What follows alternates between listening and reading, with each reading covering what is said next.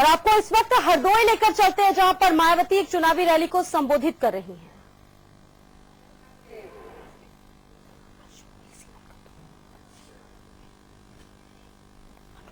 जिसमें इनकी समाजवादी पेंशन योजना खास है, जिसका पहले मूल नाम महामाया गरीब आर्थिक मदद योजना था। इसके साथ ही इस सपा सरकार में प्रदेश के अधिकांश सभी वर्गों व विभिन्न क्षेत्रों में लगे लोगों की भी हालत यहाँ हर स्तर पर काफी ज्यादा खराब व दयनीय हुई बनी रही है, जबकि सरकारी अधिकारी तो यहाँ थोक के भाव में ही बदलते रहे हैं। इस प्रकार से कुल मिलाकर वर्तमान सपा सरकार का लगभग पूरा कार्यकाल हर स्तर पर व हर मामले में अति निराशाजनक व अति कष्टदायक ही बना रहा है। और अब इनको इस चुनाव में इसका जबरदस्त नुकसान भी उठाना पड़ेगा। हालांकि इस चुनाव में सपा के बारे में यह बात भी सर्वविदित है कि सपा नेता श्री मुलायम सिंह यादव ने भी अपने पुत्र मोह की वजह से जिस प्रकार से कदम कदम पर अपने भाई शिवपाल यादव को जनता के सामने अपमानित किया है, तो इसका अब शिवपाल यादव व इनके खेमे के लोग इस चुनाव में अंदर अंदर अखिलेश व इनके खेमे के लोगों को जरूर नुकसान पहुंचाएंगे, जरूर सबक सिखाएंगे। और इससे ये स्वाभाविक ही है कि अब सपा के ये दोनों खेमे एक दूसरे के सपा के ये दोनों खेमे इस चुनाव में अंदर अंदर एक दूसरे के खेमे के उम्मीदवारों को हराने की ही पूरी कोशिश करेंगे। और फिर इनका अपना देश वोट भी दो खेमों में ही बचकर रह जाएगा। और यदि ऐसे हालातों में खासकर प्रदेश के अल्पसंख्यक समाज के लोग अपना जो भी वोट सपा के उम्मीदवारों को देते हैं, तो फिर उनका ये वोट पूरी तरह से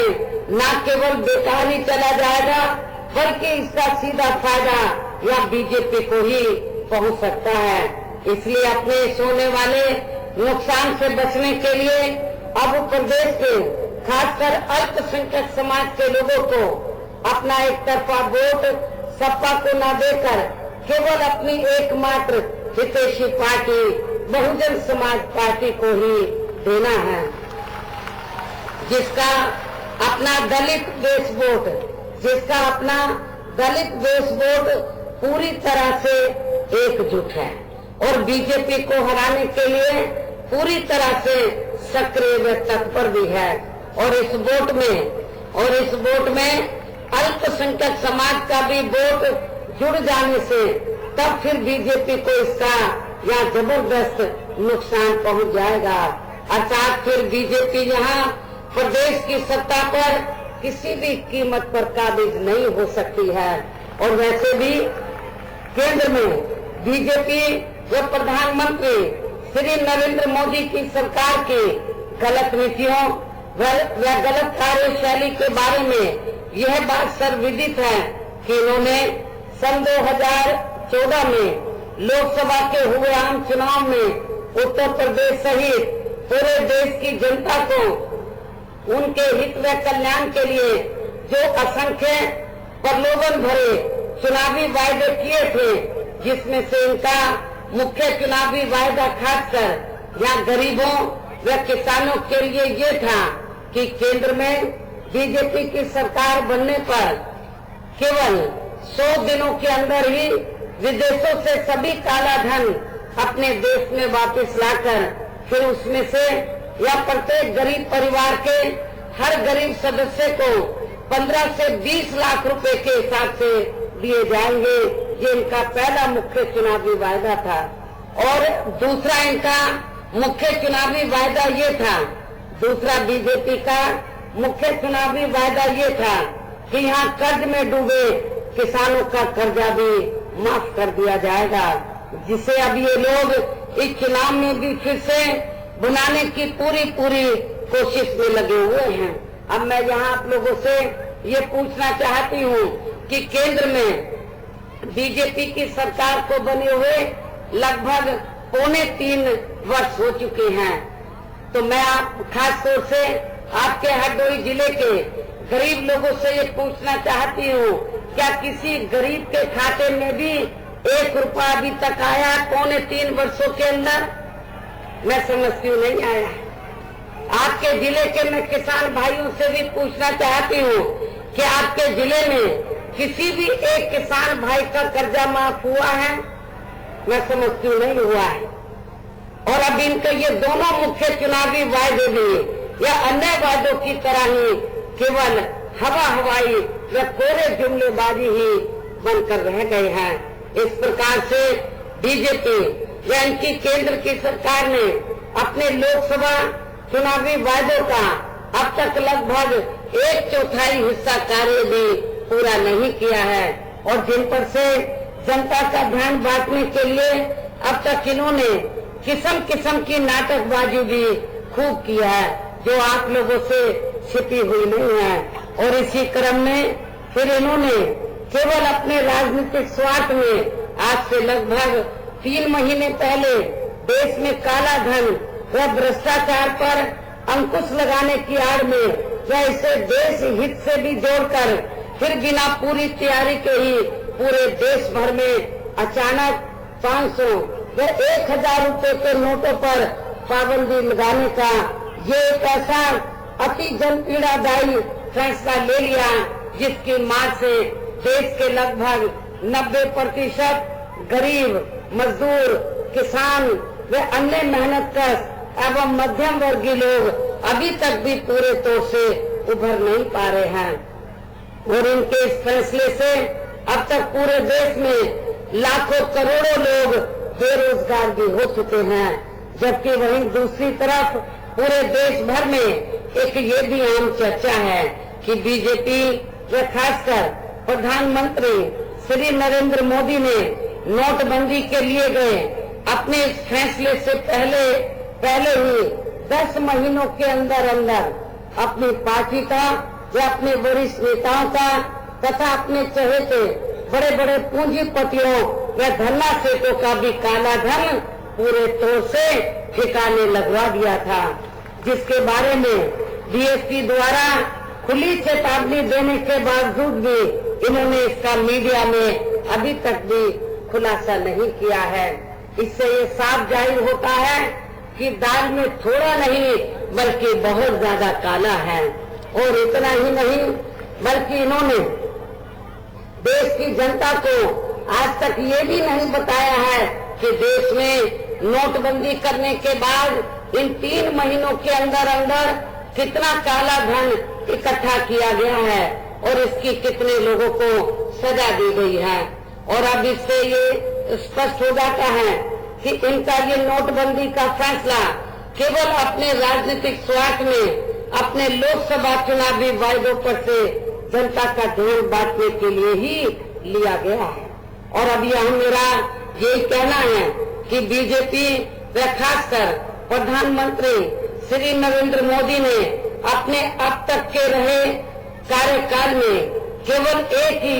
बड़ा कार्य ये किया है कि इन्होंने देश में अपने चहेते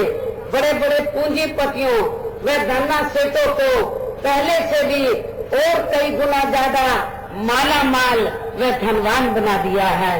जिनके धन व बल की मदद से ही अब ये पार्टी केंद्र की तरह या उत्तर प्रदेश में भी सत्ता में आने के सपने देख रही है, जिसे आप लोगों को कतई भी पूरा नहीं होने देना है। सामाजिक क्षेत्र में भी केंद्र की वर्तमान भाजपा सरकार ने अपनी हीन व जातिवादी मानसिकता के चलते या विशेषकर देश के दलितों, आदिवासियों व अन्य पिछड़े वर्गों के लोगों का अधिकांश मामलों में पहले से भी काफी ज्यादा शोषण व उत्पीड़न आदि किया है। और अब ये सरकार बाबा साहब डॉक्टर अम्बेडकर के अथक प्रयासों से इन वर्गों को भारतीय संविधान में मिले आरक्षण व अन्य और कानूनी अधिकारों को भी अपने आरएसएस के एजेंडे के मुताबिक ही चलकर इन्हें अंदर निष्प्रभावी बनाने में वे खत्म करने की भी पूरी कोशिश में लगी हुई है। इसके साथ ही इन वर्गों को सरकारी नौकरियों में मिले पदोन्नति में आरक्षण को भी इन्होंने खासकर कांग्रेस व सपा की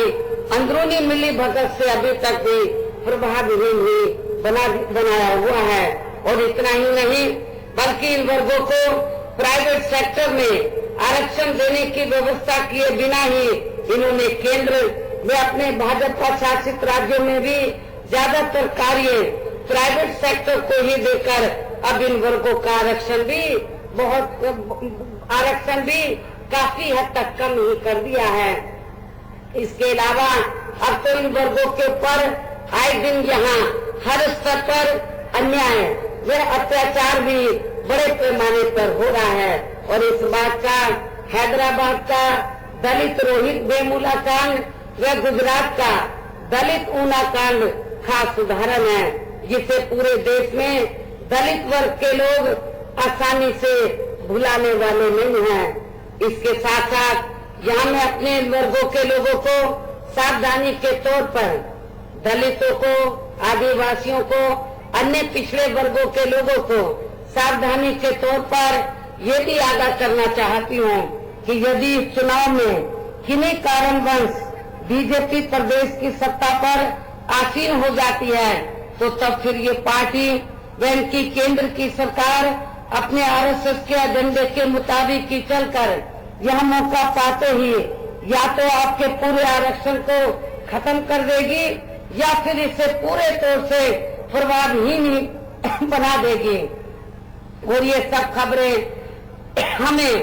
कुछ खास सूत्रों से सुनने के लिए भी मिल रही हैं। इसके साथ ही फिर यहाँ कितने और रोहित वेमुला कांड व दलित ऊना कांड आदि होंगे तो इसका भी आप लोग खुद ही अंदाजा लगा सकते हैं। इसके अलावा यहाँ मैं आरक्षण को लेकर ये भी कहना चाहती हूँ कि हमारी पार्टी इन वर्गों के आरक्षण को बरकरार रखने के साथ साथ यहाँ अपर कास्ट समाज एवं अल्पसंख्यक समाज के गरीब लोगों को भी आर्थिक आधार पर अलग से आरक्षण दिए जाने के लिए हमेशा इसकी पक्ष कर रही है, जिसे संविधान में संशोधन के जरिए केंद्र की सरकार को ही करना होगा। इसी प्रकार केंद्र में वर्तमान भाजपा सरकार के चलते अब यहाँ पूरे देश में अल्पसंख्यक समाज के लोगों के साथ भी अधिकांश सोतेला व पक्षपात वाला रवैया ही अपनाया जा रहा है, जिसकी खास वजह से ही अब इनकी अलीगढ़ व जामिया मिलिया यूनिवर्सिटी तक का भी अल्पसंख्यक होने का दर्जा छीना जा रहा है। तो वहीं दूसरी तरफ बीजेपी व इनकी केंद्र की सरकार द्वारा